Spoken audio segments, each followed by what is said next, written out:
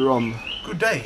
Today we want to quickly discuss the recent debacle about the Dalai Lama and Bishop Tutu and the visa application to South Africa for the 80th birthday of Tutu that has something to celebrate.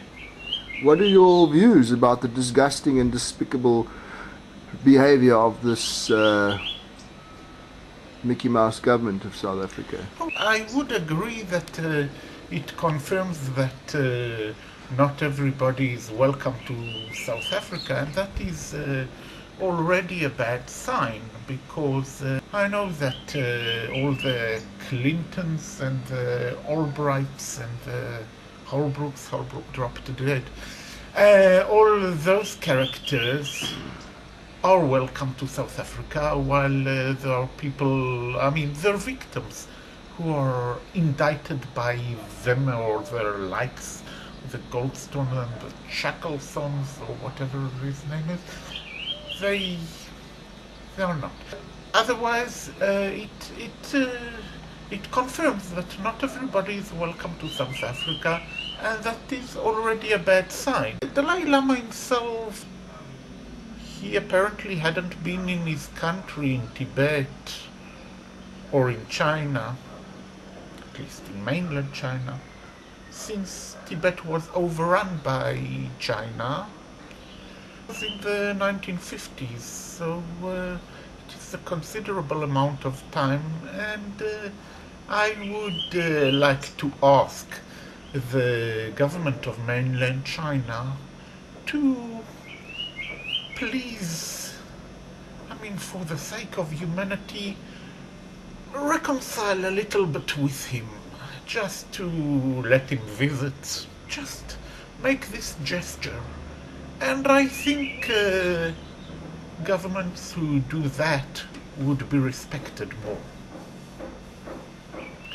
I'm not passing judgments, political judgments about things. I know that the Chinese authorities claim that they liberated Tibet from slavery. Nonetheless, would you say that the monastic lifestyle in Tibet has suffered at all by the Chinese occupation of Tibet? And do you think that the Chinese were indeed, as they claim to be, successful in either destroying or changing the Tibetan lifestyle? I admit I don't know. Yeah. But I know Tibet is today an autonomous area. I don't know how autonomous. China is not as communist states used to be. Okay. They were more oppressive. So I'm assuming. The states at the 1950s, the 1940s, they were more oppressive. Yes. Okay. So, as a natural kind of evolution in the life of politics, yes, it could be an appropriate thing for the current Chinese government, yes, which has evolved from communism towards something more impartial, towards capitalism and socialism, could indeed make the effort to reconcile in some format with the Dalai Lama. Reconciliation is a good thing to do, and China should do it. Okay. I think, yes, in my view. Okay. Do you have anything else to add? As I mentioned in other talks, in other interviews, the thing is, I would like Mrs. Razmyatovich, if she wants, to come to South Africa and perform concerts. I don't want the authorities to deny her visa. I want the authorities to give her visa, and that is the appropriate thing. On the other hand, I understand that there was a petition to deny Petkovic-Tompson, but he incites to kill people. as far as I know, a visa to, I think it was Australia, and I also know that Mrs. Razmyatovic was in Australia, and that was good that Mrs. Razmyatovic was in Australia. But people like Petkovic-Tompson, or if Malema goes to other countries to sing about killing white people, murdering white people, I would understand. It would be logical if people petitioned to deny him visa. Yes, but that is about killing people. Mrs. Razmyatovic's songs are about love, about happiness, about peace. Okay, so what I understand you are doing is drawing a comparison between the theatricals and performances of the kid on the block in South Africa who's currently got flu, Yes. and the spouse of a convicted terrorist who sings love songs. Is that correct? Well, I don't know if he was ever convicted, and I Who don't. are you speaking about now? Razmyatovic, Željko Razmyatovic. Is he Arkan? Arkan, yes. Okay. So I don't know. I mean, the West accused him, maybe not only the West, but so I really don't have the information about whether what he did or if he really did wrong things. I don't think so, but I don't know. I really don't know. As I mentioned, I know that the regular Serbian army didn't do wrong things, as the West accuses them. The West has double standards, and again, I don't generalize, but I say when Islamic terrorists hit Serbia, then the West is happy. And also, I don't generalize, but some characters in the West are happy.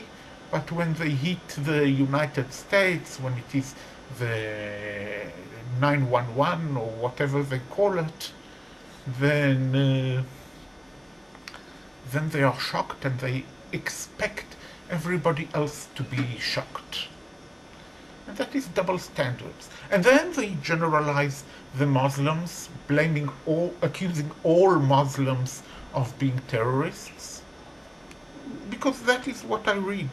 I mean, that is how they see it. Yeah, we're well aware of the pressures on Pagad in the previous dispensation in South Africa, where they were also deemed to be terrorists. Yet they had secret deals with the South African government, and probably have had secret deals with the South African government that developed out of the previous one. So there are a lot of interesting nuances from the topic of generalizing specific nationalities or race or ethnic or religious groups. I think we need to be careful of that, and as the Truth and Reconciliation Party of South Africa and its close alliance with the Cape Party, what are your comments in regards to permitting Bishop Tutu to live in the Western Cape? Well, Mr. If Tutu, the Western Cape were to be a separate country. Mr. Tutu claims he's a descendant somehow of the original inhabitants of the Cape. Mr. Tutu also incites hatred. I mean, everybody has the right to live in the Cape, but the thing is about being a citizen. So, as the Cape Party claims, people who were born there or lived here for a long time should be citizens. Otherwise, it should be a separate country, and historically, why not? There is no reason. I mean, the whole concept of South Africa was the Republic of South Africa of the Transvaal. not Mpumalanga, not Gauteng, not the Northwest or whatever they call it. It's all Transvaal, and that was the Republic of South Africa, and there, that is where the name of South Africa came from. And it has happened to include the Cape when it was created. Is that what you are saying? Afterwards, when the British ran it and wanted all the Orange Free State, the Cape Colony and Natal and KwaZulu and everything else to become one state, they renamed it. They named it South Africa after the original Republic of South Africa, which was on Transvaal. Okay. And given the current state of affairs, do you think it is fair and reasonable that a, generally speaking, Afrikaans rural Cape person, a Kaapenaar, is ruled by a Zulu who is linked to the Zulu monarchs, a Zulu chief who is the president, Zuma? Do you think it is fair and reasonable for Bishop Tutu to make an utterance like the one he made, saying that Zuma, you do not represent me? Because the people of the Cape, in my understanding, are, the multitude of them are Afrikaans speaking as a first qualification, as a Kaapenaar or a Cape inhabitant. Not all of those Afrikaans speaking people are brown or black. Yes. They are also white. Yes. Some of them have moved out of the Cape due to the existence of South Africa, but they maintain their ties with their parental homes or their ancestral homes in the Cape. And the nations of the Cape were, in fact, the European groupings, yes, who later became landowners. There were the Griquas, and then the other nations of the Cape were the Xhosa people in the Transkei. yes. So is it justified that Tutu says something like, Mr. Zuma, you do not represent me? Well, that depends. Whatever Mr. Tutu's fantasies about who represents him or who does not represent him, I think he should leave it to himself. But the fact is, yes, the Cape is the Cape. And the fact that it is included in what is called South Africa, and what was created, was imposed on this whole area by the British monarchy or whatever. When it was good for that time, it was good. But now people are oppressed. Everything costs money. That is a fact. The welfare of people is not in a good situation.